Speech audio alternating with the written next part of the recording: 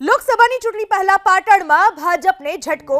પાટણ તાલુકા ભાજપ ઉપપ્રમુખ કિરણસિંહ જોડાયા કોંગ્રેસમાં। કિરણસિંહ ઠાકોર સહિત 25 કાર્યકરો કોંગ્રેસમાં જોડાયા। પાટણ કોંગ્રેસ ઉમેદવાર ચંદનજી ઠાકોરે ખેસ પહેરાવીને આ તમામને આવકાર્યા। લોકસભા ચૂંટણી પહેલા ભાજપને ઝટકો કહી શકાય।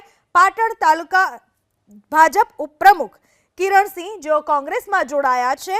કિરણસિંહ ઠાકોર એમના સહિત 25 કાર્યકરો પણ કોંગ્રેસમાં જોડાયા છે। પાટણના કોંગ્રેસના ઉમેદવાર છે ચંદનજી ઠાકોર, જેમણે ખેસ પહેરાવીને આ તમામને આવકાર્યા છે। લોકસભાની ચૂંટણીની તૈયારીઓ એક બાજુ ચાલી રહી છે।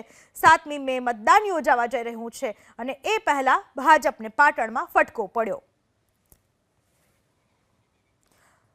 લોકસભા કોંગ્રેસ ઉમેદવારના ચૂંટણી પ્રચાર દરમિયાન જ ભાજપના કાર્યકર્તાઓએ ભગવો છોડી પંજાનો હાથ પકડ્યો। 25થી વધુ કાર્યકરોએ ભાજપને અલવિદા કર્યું।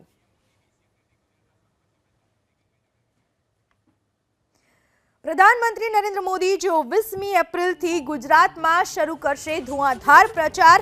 ગુજરાતભરમાં પ્રધાનમંત્રી મોદી ગજવશે ચૂંટણી સભા। હાલના તબક્કામાં અન્ય રાજ્યોમાં તેમનો ચૂંટણી પ્રચાર ચાલુ છે, જ્યારે 20મી એપ્રિલથી પ્રધાનમંત્રી ગુજરાતમાં અલગ અલગ જગ્યાઓએ પ્રચાર કરશે, સભાઓ ગજવશે।